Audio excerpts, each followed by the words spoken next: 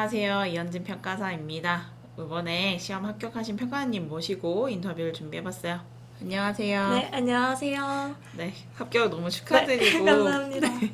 우리 자기소개 한번 부탁드립니다. 네, 안녕하세요. 저는 34회 감정평가사 합격생 김채림이라고 합니다. 저는 2000년생 24살이고요. 이번에 3년 차로 합격하게 되었습니다. 축하드려요. 감사합니다. 네, 어린 나이에 이렇게 합격하시게 됐는데 감정평가사 직업이라는 걸 어떻게 알게 됐고 수험을 준비하게 된 계기도 좀 궁금합니다. 저는 제가 감정평가사라는 직업을 알게 된 게 되게 독특한 루트로 알게 되었어요. 그 혹시 굿피플이라는 프로그램 아시나요? 네. 네, 그 프로그램에서 그 감정평가사에게 기획부동산 사기에 대한 이런 자문을 구하는 부분이 있었는데, 그래서 감정평가사가 무엇을 하는 직업인가를 찾아보니 가치를 평가한다는 게 되게 매력적으로 느껴져서 이번에 감정평가사를 해야 되겠다 해서 진입하게 되었습니다. 정말 네. 굿피플에 나가셔도 될 것 같아요. 자, 그러면은 공부 장소나 어떻게 뭐 공부 시간 순공 이런 것들도 네네. 좀 궁금해요. 전 2년 차에는 주 60시간을 목표로 했고, 3년 차에는 66시간을 목표로 해서 하루에 10시간 정도씩은 했던 것 같습니다. 그리고 온라인으로 수업을 들었어서 집에서 하거나 아니면 스터디 카페에서 했는데, 제 성향상 좀 한 가지 장소에만 하면 좀 이렇게 다운되는 경향이 있어서 주기적으로 환경을 바꿔가면서 이렇게 공부를 했던 것 같습니다. 그러면 공부 방법도 좀 알려주세요. 네, 저 실무 같은 경우에는 2년차까지 제가 제일 재밌게 공부했던 과목이어서 문제도 한 100점에서 200점씩 매일매일은 꼭 풀었던 것 같아요. 그래서 맨날 그 스터디 문제나 아니면 100점, 200점 이렇게 문제를 풀고 오답 노트를 하면서 제가 모르는 부분을 확실히 짚고 넘어가는 그런 공부를 했고, 이론 같은 경우에는 기본서 회독이랑 스터디 문제 복기를 중심으로 공부를 했던 것 같습니다. 그래서 기본서 회독은 최대한 많이 돌렸고, 스터디도 계속 문제를 반복해서 풀어보면서 제가 모르는 부분은 확실히 짚고 암기해서 이렇게 넘어가니까 그래도 조금 작년이랑 올해 둘 다 그래도 안정적인 점수는 받을 수 있었던 것 같습니다. 그러면 2년차 때 저한테 떨어져서 이제 오셔서 이번 년에 붙으신 건데 네. 제 법규 스터디랑 단과를 모두 들으셨는데 네. 작년보다 법규 점수가 얼마나 올랐는지, 그 다음에 어떻게 공부를 하셨는지 이런 것들도 같이 말씀해 주세요. 네, 제가 작년에는 45.5점을 받아서 평균 1점 차이로 떨어지니까 이게 너무 법규 때문인 것 같아서 마음이 너무 안 좋아서 이현진 평가사님에게 상담도 요청해서 이게 수업을 듣게 되었는데, 이번에 62.5점으로 법규 덕분에 합격을 하게 된 케이스여서 정말 평가사님께 너무 감사드립니다. 맞아요. 그러고 제가 아무래도 3년 차다 보니 이제 풀커리를 타는 데 있어서 시간이 굉장히 촉박했어요. 그래서 기본 강의부터 쭉 듣기는 했는데 2배속으로 강의를 들으면서 내 강의는 듣되 그 모든 내용을 다 암기는 하고 넘어가야 된다라고 생각을 해서 무조건 그날 배운 내용은 이 핵심 정리를 보면서 논점은 무조건 다 암기하고 다음으로 넘어가는 그런 식으로 공부를 했던 것 같습니다. 그래서 아무래도 계속 반복해서 하다 보니까 처음에는 잘 몰랐던 부분들도 계속해서 반복하다 보니 자연스럽게 암기가 되었던 것 같아요. 네. 그러면 요 핵심 정리 어떻게 단거나 하고 어떻게 회독수하고 그 다음에 스터디를 이제 가지고 오셨는데 스터디는 어떻게 활용했는지 이런 것도 잘 보여주시면서 설명해 네. 주세요. 제가 따로 그 서브노트를 만든 건 아니고 이 핵심 정리 한 권으로 내용을 다 정리하고, 판례는 또 따로 정리했는데 그걸 오늘 제가 못 가지고 와가지고 일단 핵심 정리를 위주로 보여드리면, 그 평가사님이 수업 시간에 그 밑줄 치고 동그라미 하라고 한 부분을 저는 그냥 형광펜 색깔로 구별해서 이런 식으로 약간 정리를 했는데 되게 컬러풀할 거예요. 이게 평가사님이 말씀해 주신 부분 치고 또 제가 안 외워지는 부분들 같은 거는 추가로 계속 색깔을 섞어가면서 해서 굉장히 컬러풀해졌는데, 그리고 중간에 약간 판례 같은 것도 이런 식으로 단권화시키기 위해 좀 끼워 넣으면서 공부를 했던 것 같습니다. 그래서 추가적인 내용은 이렇게 포스트잇도 붙여가면서 공부를 했던 것 같아요. 요거는 사진으로 좀 확대를 해서 첨부를 같이 하겠습니다. 그리고 이거는 파이널 문제랑 법규 스터디 자료를 정리를 해놓은 건데 이렇게 해놓으니까 문제 풀고 다음에 바로 예시 답안으로 넘어가서 내가 모르는 부분을 확실하게 짚고 넘어갈 수 있었어요.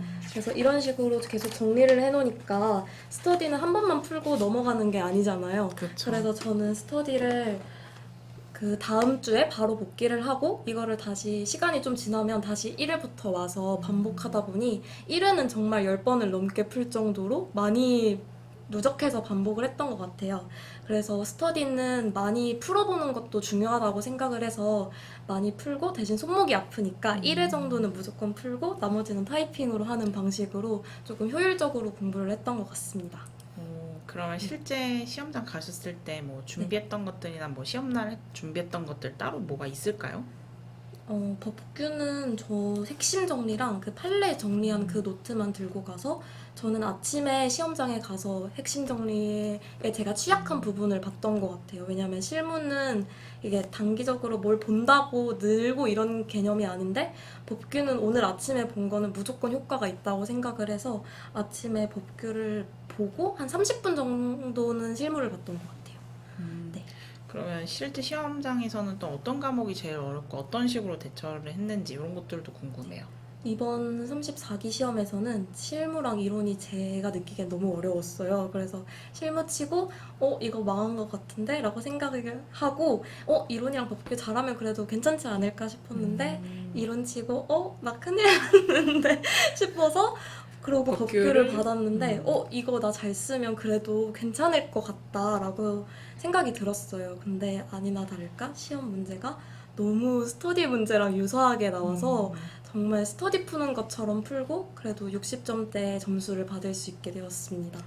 그러면 올해 법규 같은 경우 몇 페이지 쓰셨나요? 총? 저 17페이지를 썼는데 제가 문제 4번은 아예 날린 논점이어서 5줄을 쓰고 과감하게 포기를 하고 1번, 2번, 3번을 조금 비중 있게 썼어요. 그래서 2번 같은 경우에 30점짜리 문제잖아요. 제가 22.5점을 받아서 제 전략이 조금은 성공하지 않았나라고 거의 생각합니다. 70% 이상을 득점했네요. 엄청 잘 받았습니다. 그러면은 이제 실제 시험장 갔을 때 문제를 쭉 보고 네. 내가 잘할 수 있는 것과 조금 그렇지 못한 거를 구별한 다음에 잘할 수 있는 문제에 좀 집중을 하셔서 좀 네네. 좋은 점수를 받았던 것 같네요. 네네. 그럼 뭐 별다른 또 다른 에피소드나 이런 게 있을까요? 시험장에서? 그런 건 없었던 것 같습니다. 네. 그럼 무탈하게 이게 시험장을 이제 딱 나오셨고 그다음에 이제 수험 생활도 좀 궁금해요. 비하인드 스토리나 뭐 공부하면서 제일 힘들었던 점 같은 게 있을까요? 제일 힘들었던 점은 아무래도 멘탈이었던 것 같아요. 약간 일반 친구들이 취업 준비를 한다고 하면 그래도 스펙을 쌓는 쌓여가는 과정이 있는데 이 시험은 아무래도 합격 아니면 불합격이다 보니까 내가 이 시험을 합격하지 못했을 때 나에게 남는 게 하나도 없다, 얻어지는 게 하나도 없다라는 이 불안감이 너무 힘들게 했던 것 같습니다. 그래도 합격을 했으니까 네. 얻어가는 게 있게 되어서 정말 다행입니다. 정말 네. 축하드리고 정말 다행인 것 같아요. 그러면 이제 뭐 공부하면서 뭐 스트레스 해소법, 뭐 취미, 뭐 이런 것들도 있을까요? 저는 제가 공부를 하면서 농구를 보는 거에 취미를 가지게 되었어요. 그래서 농구가 아무래도 되게 활동적인 운동이고 에너지 있는 운동이다 보니까 농구를 보고 있으면 제가 에너지를 얻는 것 같은 느낌이 들더라고요. 그래서 스트레스 받을 때 그런 농구 경기 보면서 조금 스트레스를 해소했던 것 같습니다. 에너지를 덜 쓰면서 스트레스를 해소할 수 있는 방법이었어요. 대리 만족을 네. 약간 느끼는 거였죠? 그러면 시험 후에는 어땠어요? 좀 합격감이 들었나요? 저는 정말 떨어질 줄 알아서 실무랑 이론 꽈락을 걱정했기 때문에 3개월 동안 마음이 마냥 편하지는 않았지만 작년 경험상 어차피 3개월은 이제 집중은 못한다는 거를 알아서 그냥 3개월 동안 최대한 마음 편하게 있다가 이제 합격자 발표 이후부터 다시 공부할 생각을 하고 있었던 것 같습니다. 그러면 우리 마지막 한마디도 좀 부탁드릴게요. 지금 공부하시는 여러분들이 얼마나 힘든 과정에 있을지도 잘 알고 제가 작년에 평균 1점 차이로 불합격해서 이러한 경우에 더 멘탈이 나갔을 거라고 생각이 듭니다. 하지만 열심히 하다 보면 정말 언제나 좋은 결과가 보답이 오더라고요. 그래서 포기하지 마시고 좌절하지 마시고 정말 꾸준히 열심히 하시면 좋은 결과 있을 거라 생각하고 이현진 평가사님과 함께라면 법규 고득점으로 무조건 합격할 수 있을 거라고 생각합니다. 아, 네. 좋은 말씀 너무 감사합니다. 예, 인터뷰는 여기까지 하겠습니다. 감사합니다. 감사합니다.